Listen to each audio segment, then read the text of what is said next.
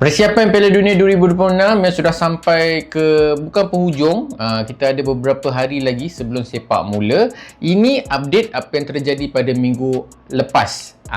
Aku akan share dengan korang beberapa info dan juga persiapan pasukan. Tapi untuk episod 2 ni, kita fokus satu pasukan iaitu Perancis. Ada peminat Perancis? Yes tuan-tuan, anda perlu tahu ini ya.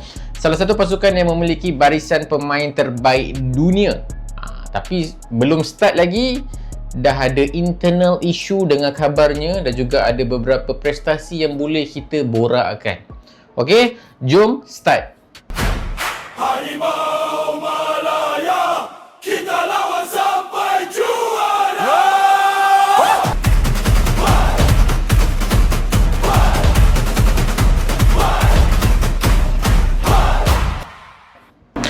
Assalamualaikum warahmatullahi wabarakatuh. Salam sejahtera 12 Gang. Yes, episod 2 saya cuba sebaik mungkin sebenarnya untuk keep update dengan korang. Walaupun yes, mungkin ada serba-serbi kurang, saya mohon maaf. Tapi ini apa yang aku dapat sediakan untuk korang, okay? Untuk episod 2 ni tuan-tuan dan perempuan sekalian, sebelum kita mula bersembang mengenai pasukan Perancis, apa update minggu lepas yang menjadi highlight? Ada beberapa topik hangat yang dibualkan mengenai Piala Dunia 2026 ni. Antaranya adalah peraturan baru yang diperkenalkan FIFA untuk referee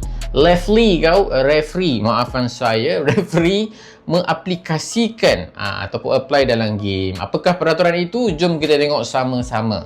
Peraturan yang pertama adalah kiraan 5 saat untuk lontaran ke dalam ataupun throw in dan juga sepakan gol. Pemain hanya diberi 5 saat sahaja untuk mengambil lontaran ke dalam ataupun sepakan gol selepas bola bersedia untuk dimainkan. Benda ni penting sebab dia tak nak ada delay tuan-tuan. Nak delay tak boleh. Dah tak boleh, 5 saat sahaja yang diberi.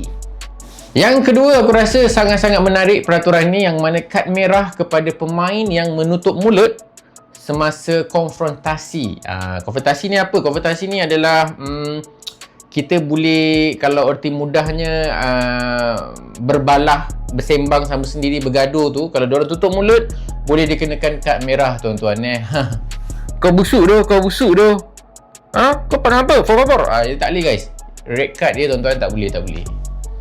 Dan yang ketiga tuan-tuan, hukuman terhadap pasukan yang meninggalkan padang sebagai tanda protes. Aku rasa ini adalah susulan kejadian di AFCON yang lepas, yang mana kita ada menyaksikan satu pasukan, pasukan tu pula champion tu, yes sir, dia meninggalkan padang sebagai tanda protes. Yang ini tak boleh, dan sebagai tanda berhati-hati, FIFA telah memperkenalkan peraturan ini. Hukuman yang berat aku rasa sebenarnya, yang mana pasukan yang bertindak sedemikian, keluar padang ataupun meninggalkan padang semasa permainan sedang berjalan, akan dikenakan tindakan disiplin. Dan yang seterusnya, yang keempat, rawatan wajib di luar padang diberikan selama 1 minit. Pemain yang menerima rawatan kecederaan perlu berada di luar padang selama sekurang-kurangnya 1 minit. So aku rasa yang ni pun agak penting sebab sedikit sebanyak akan memainkan peranan, yang mana aku rasa pemain-pemain memang tak ada buat fake injury lah. Sebab apa? Kalau dia buat fake macam tu, dia kena 1 minit kat luar guys. Benda tu akan memberi kekurangan ataupun disadvantages. Speaking London yes sir, kepada pasukan dia. So benda tu akan bagi efek dekat pasukan. So aku rasa fake injury lepas ni memang susah jugalah kita nak tengok. Dan poin yang kelima, peraturan yang baru adalah VAR boleh campur tangan jika berlakunya kesalahan sebelum bola dimainkan dalam situasi bola mati.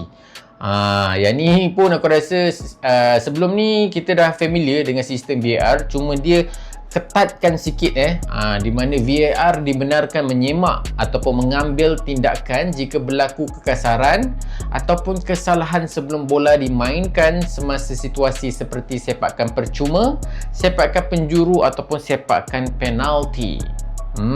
Lagi ketat guys. VAR ni bagus juga.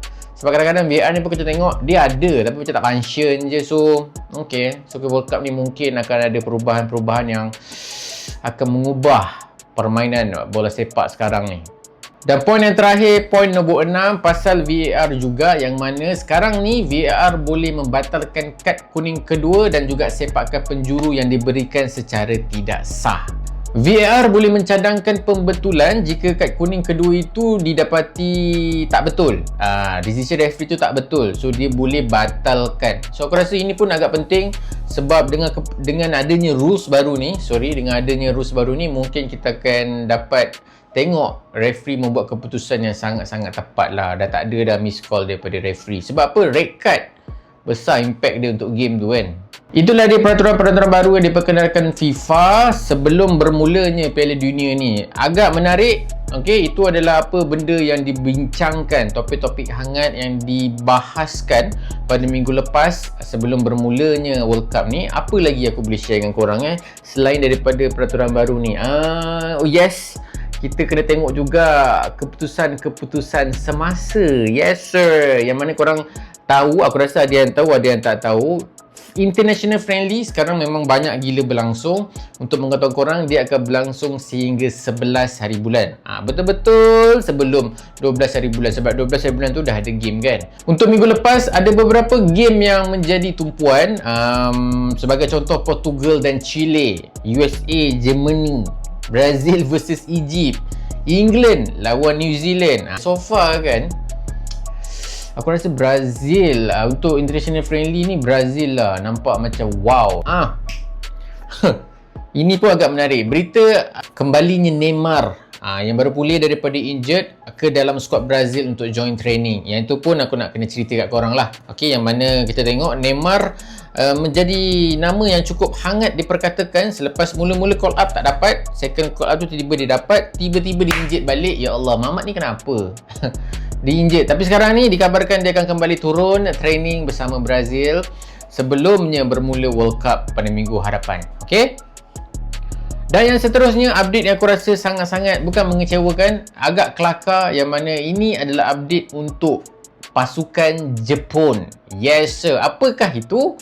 Update untuk pasukan Jepun ni aku rasa dia viral dekat media sosial selepas tularnya satu gambar dan juga video mereka turun daripada satu macam bukit Tapi keadaan kat situ pun kita tengok macam, takkan Jepun training kat tempat macam ni. So apa yang jadi guys?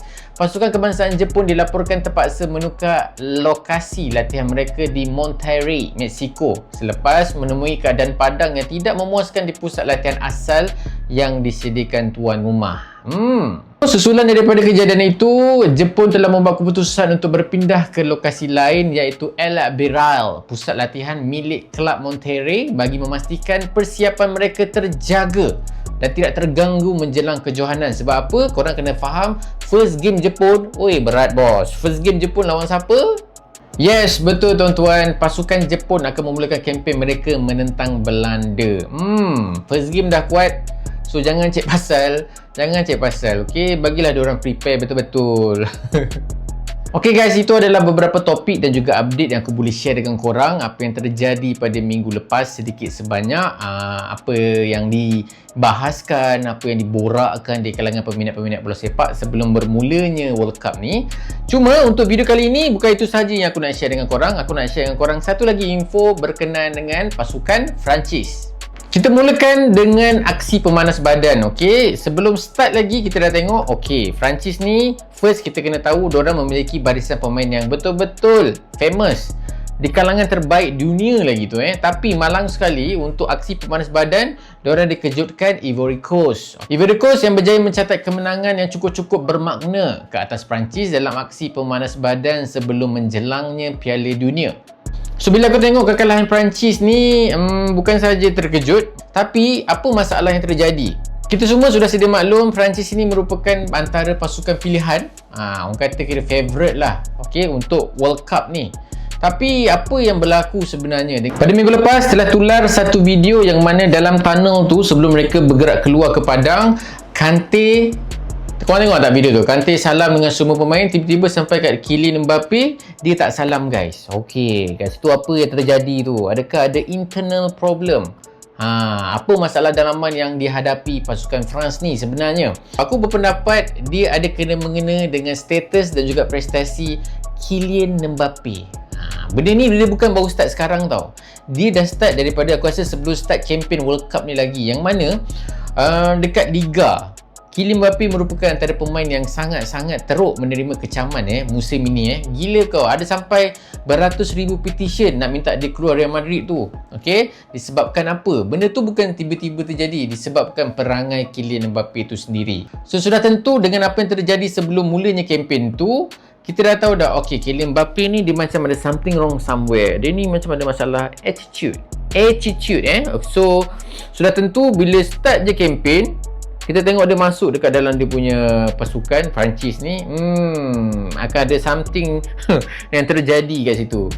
So menjelang Piala Dunia 2026 ni, ramai yang mempersoalkan peranan sebenarnya Kylian Mbappe ni. Adakah dia betul-betul layak diangkat sebagai kapten ataupun memang dia terpaksa diangkat sebagai kapten? Even ada rumours yang mengatakan jurulatih Perancis itu sendiri terpaksa mengikut kehendak Mbappe.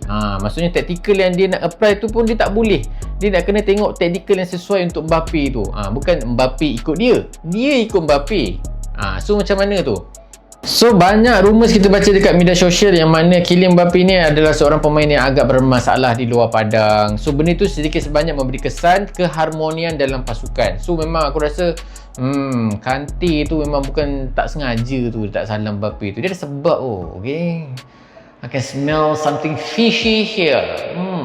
Tapi rupanya guys, sebelum bermulanya kempen World Cup ni, betul-betul nak start tu dah ada isu rupanya guys. Okay, di mana sebelum start tu adanya pertikaian bonus dan juga hak imej pemain. Apa tu?